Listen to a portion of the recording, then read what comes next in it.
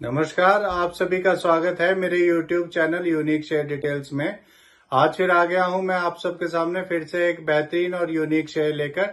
चलिए आपको उसके बारे में बताऊंगा। उससे पहले आप मेरे चैनल को सब्सक्राइब और मेरे वीडियोस को लाइक करते रहिए, जिससे कि रोजाना आपको ऐसे ही नए नए बेहतरीन और बढ़िया शेयरों के बारे में पता चल सके। तो आज जो मैं कंपनी आप सबके सामने लेकर आया हूं, उस कंपनी का नाम है रामकृष्णा फोर्जिंग लिमिटेड।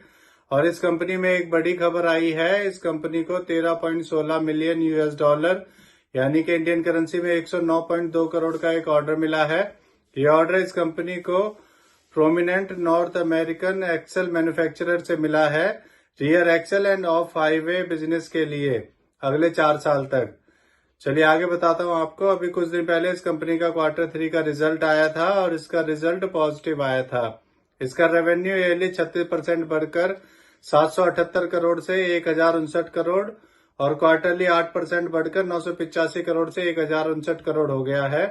इसका नेट प्रॉफिट ईयरली 42% बढ़कर 61 करोड़ से 86.8 करोड़ और क्वार्टरली 6% बढ़कर 82 करोड़ से 86.8 करोड़ हो गया है। इसका पीबीटी भी ईयरली 26% बढ़कर 93 करोड़ से 117 करोड़ और क्वार्टरली 7% बढ़कर 109 करोड़ से 117 करोड़ हो गया है। चलिए आगे बताता हूं आपको। एक साल पहले इसका शेयर 266 का था और अब 742 का है। एक साल में इसने 3 गुना कर दिया है। अगर आपने इसमें एक साल पहले 1 लाख रुपए लगाए होते तो आज आपके 3 लाख रुपए हो चुके होते। अब मैं आपको इस कंपनी के बारे में बताता हूं कि ये कंपनी करती क्या है। ये कंपनी ऑटोमोबाइल्स के forged components, railway wagons and coaches and engineering parts बनाती है और बेचती है। ये company second largest forging company है इंडिया में और इस कंपनी ने पिछले 5 सालों में 21.1% CAGR की प्रॉफिट ग्रोथ दी है, जो कि इसका एक बहुत बड़ा पॉजिटिव पॉइंट है। चलिए अब मैं आपको इस कंपनी के नेगेटिव पॉइंट्स के बारे में बताता हूं। इस कंपनी में लास्ट क्वार्टर में प्रमोटर्स ने 4.28% अपनी होल्डिंग कम की है। ये इसका एक नेगेटिव पॉइंट है। चलिए अब मैं आपको इसके फंडामेंटल्स के बारे में बताता हूं।